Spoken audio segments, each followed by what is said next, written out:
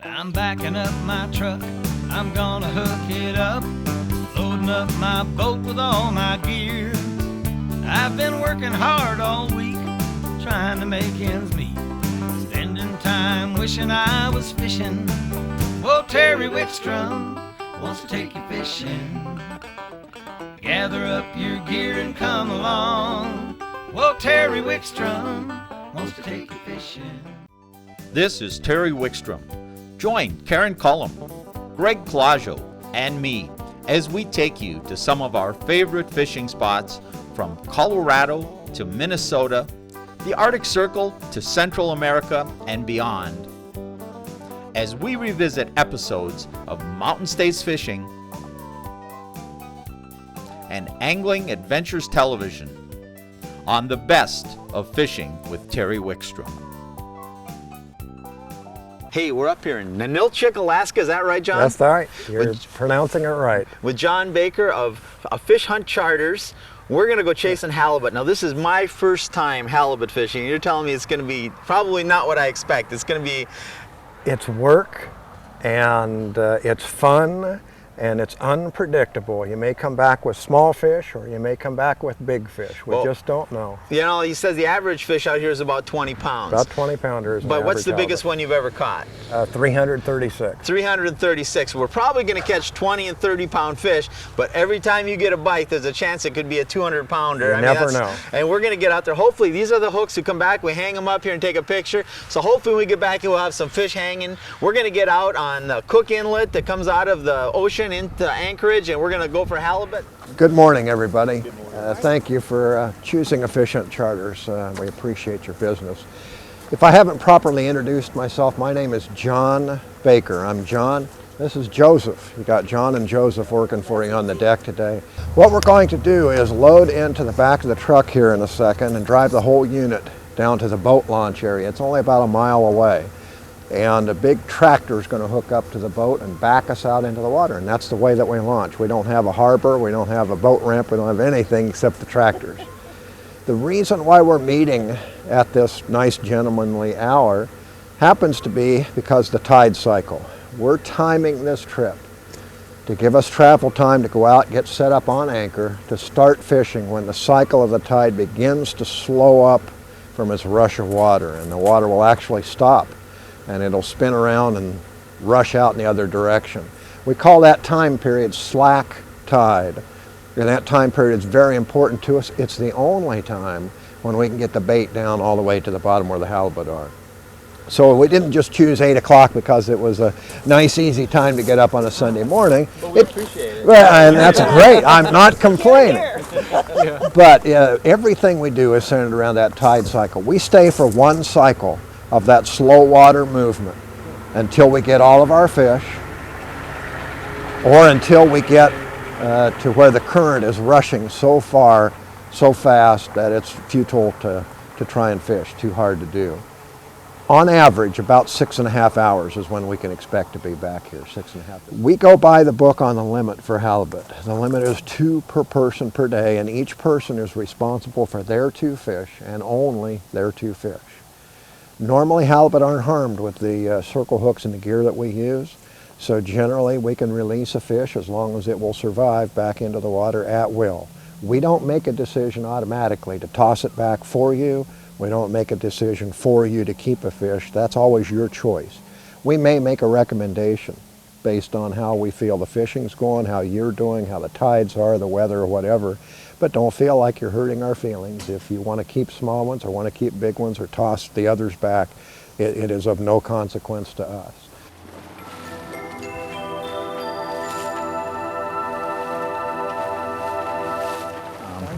It's a unique way of fishing. I mean, it's definitely physically demanding, but the size of the fish, I mean, you're talking 20, 30 pound fish, just the average.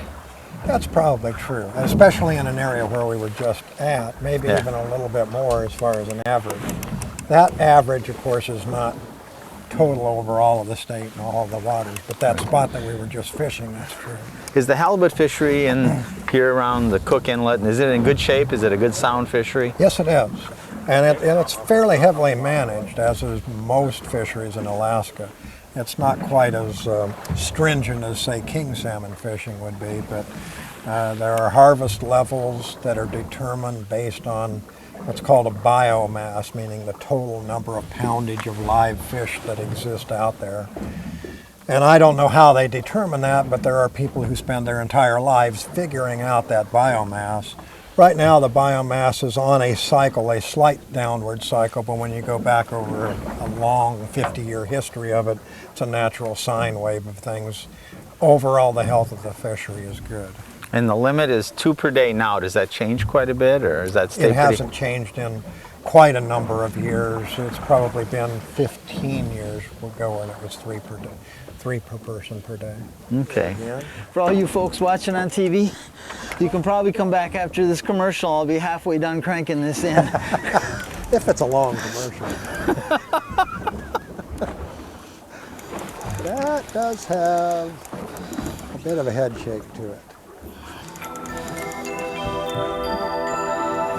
Yeah, this is, whatever it is, it's alive. Yeah, it is, and it looks different than the other. Just another 200 feet. I predict about a 20-pound halibut. And now he wouldn't guess on camera. He wouldn't guess away on camera when he could see the fish. Now he's looking at the tip of the rod and guessing it.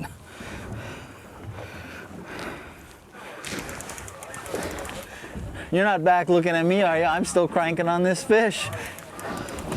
You know what I've learned after catching, at least being on a couple fish, not a halibut yet, but I've learned that it's not a race, it's an endurance contest. That's true. And if you try to beat him to the punch and just bring him up as quick as you can, you have no chance.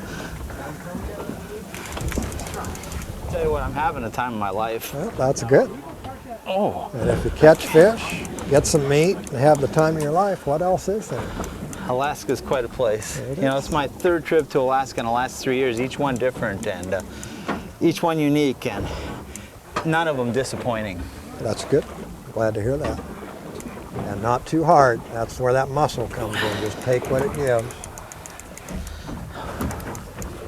Okay, you got yourself a nice halibut.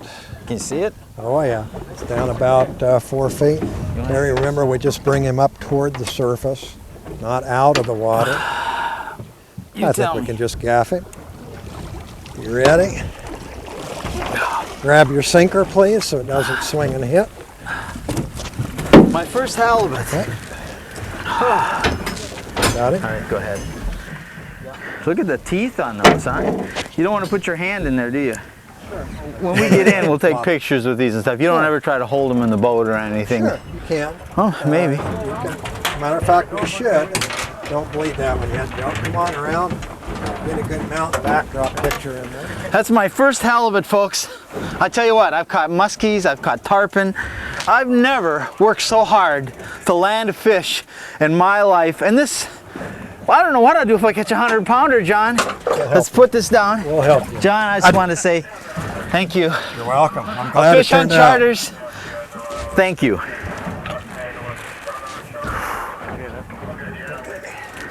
And what's the biggest fish you've ever taken in one of your boats? 336, 336. 336 pounds, wow. You know, we don't want to set an expectation that you're going to come up and catch a 100-pound fish, but that's one of the things about doing this is that at any time, you're catching big fish, and at any time you could catch a monster. The next fish could be a 15-pounder or 150 pounds.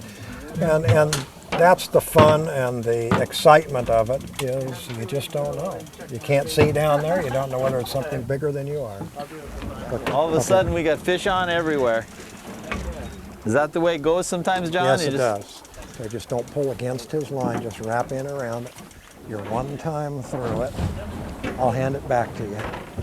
You just fight your fish and don't pay any attention to me. Okay.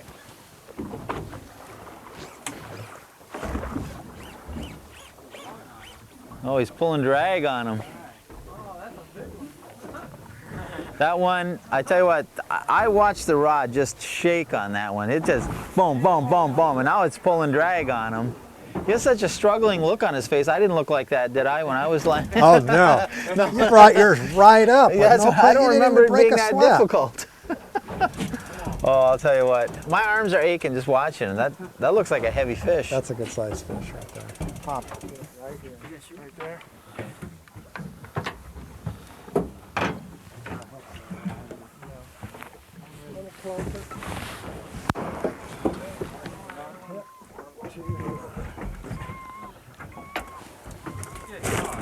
Oh, nice. Oh, nice fish. All right. Congratulations. Wow. Right there. Now you're going to have to, you want to take this? You ready? Got it. Because you I'm can't going. hold it long. I'm Go. gone. I don't even think you can get it up. Whoa, whoa, nice fish. Awesome. All right.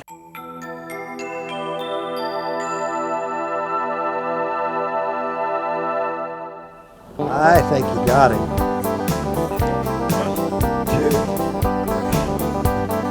2. All right. Woo-hoo! Where are you from? All right. Way to go.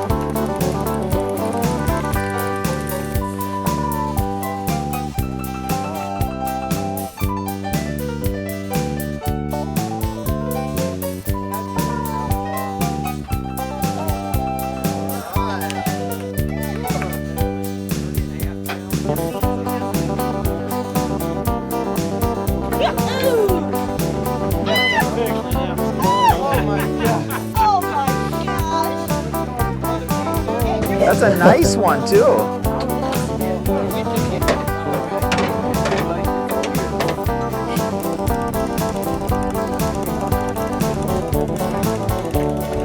Oh, nice fish, nice fish.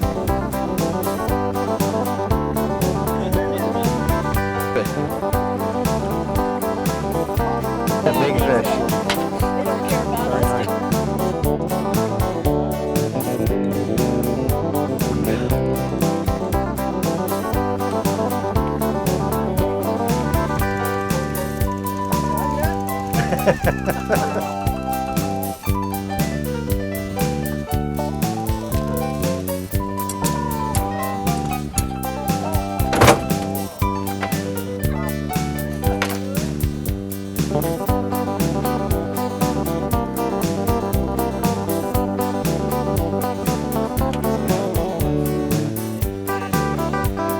Yeah.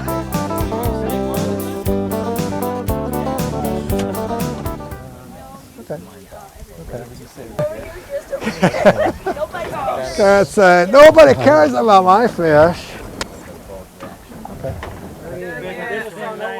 There you go. He's looking for a 29.5. Oh, he's taking line back. You gain 5 feet and lose 2. You win that big one, you can get it. Yeah. Go, Karen, go. Go, Just like Karen, this. go. Go, Karen, go. Go, Karen, go. That's it. Man, Oh. she's showing us now.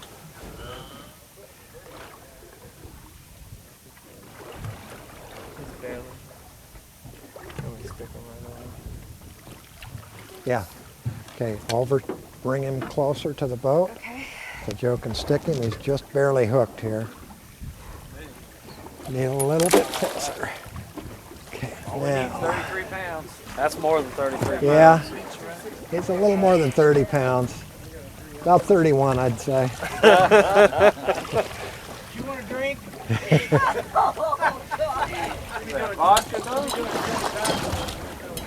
Are you ready? Karen, you'll need to follow us with the rod tip. Ready? Yep. 1, 2, 3. You'll need to get on him. That's bigger than your other one. I don't know if that's 30 or 20 foot.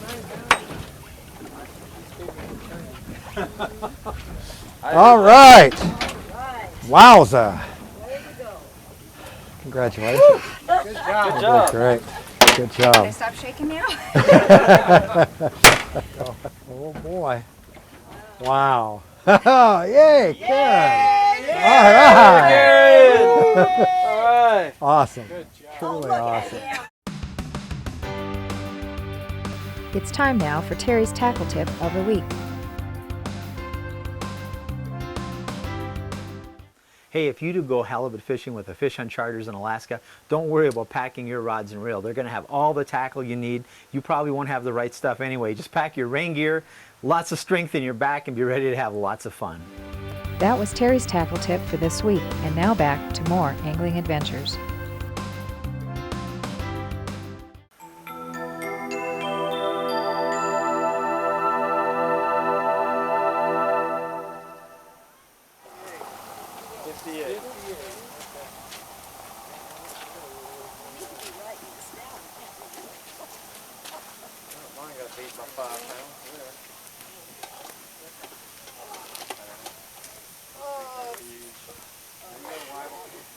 You got it, Wibble. A little more.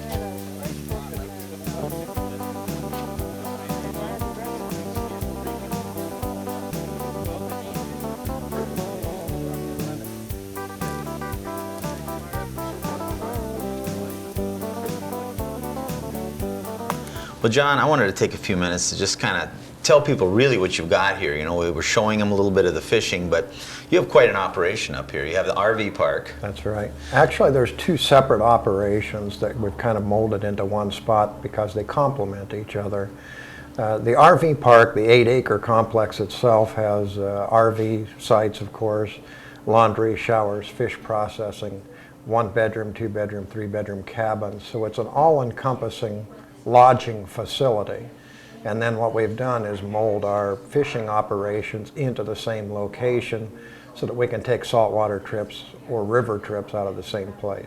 Well, you know, we're not actually staying in an RV. We flew up, took a rental car down to, we're on the Kenai Peninsula. We're in Ninilchik, Alaska. You did good. You wouldn't be surprised how many times I don't do good. You did good. But we're in Ninilchik, Alaska. We flew into Anchorage, and we're about a 3.5-hour drive down. It's a very scenic drive. Oh, it's a beautiful drive. It's incredible. We saw moose, you've got the ocean, and we drove down, and we're staying in one of your rental facilities. So you have some cabins and rental facilities here. So there's a lot of ways to come down and enjoy this. So it's a great place for RVers, that's without question. But you don't have to be an RVer. That's right. A couple of couples or 4 or 5 guys on what you call a male bonding trip. We do a lot of the male bonding trips from the shows, which is how we met you. And we package together for those trips fly-in trips for bear viewing, for remote fishing. We'll do glacier tours, wildlife tours, that type of thing.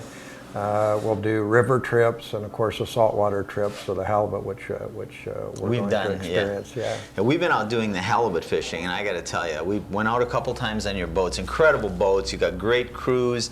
I mean, really first class. But it doesn't have to be just halibut, and it doesn't have to be just RVers. You're really set up so that whatever type of trip you want, this is really a pretty inexpensive way to come and experience Alaska. And this is the first time I've fished in Alaska where I could drive to the destination. That's our forte, is trying to be accessible and trying to be affordable are the two things that we're really trying to concentrate on. And we strive to make it affordable, and of course our location makes us accessible. Well, you know, you've got some wooded areas around back here. you could actually do tent camping. And we do. We have 8 tent sites where the least expensive way, obviously, to travel and see Alaska is by tent. And we actually have some bicyclists that come by, and that's got to be the very least way to travel around Alaska is come by and bicycle tent. And then while they're here, they see the fishing and the activity, get caught up, and want to go out fishing. Well, you know, if you flew in to Anchorage, drove down here, stayed in one of your cabins, or if you really want to cut costs or be rustic, stayed in a tent, you got a wooded area. It's just like being out in the wilderness somewhere, and moose come walking right through here. That's true, they do. You could take a day's fishing for the halibut. You could arrange a salmon fishing trip for them, or they could do some of the river fishing on their own staying here. Right It doesn't now. have to be organized. They don't even have to pay extra for it. You could really come experience Alaska, see the scenery, and get up here and enjoy it just by coming in. Give them the name, phone numbers of your operations. Well, the name is pronounced AFishunt Charters. It's a little play on words. If you say it fast, it's the AFishunt Charters, and we're AFishunt Charters. And the telephone number is 800-347-4114. And just go to our website, which is our name, afishunt.com. And then there's a lot of info on the website. And it's also Alaskan Anglers RV Park. Alaskan Angler RV Resort is the RV resort. Okay. That's right. And we'll put all that information right up here with the webpage and the phone numbers. We'll have it again in the credits. All I can say is we've had a great time. We've been treated just tremendously. And thank you for having us up here. We and enjoyed having you here, and I'm glad you had a good time. we did, and we just recommend folks to come up here. Good, thanks.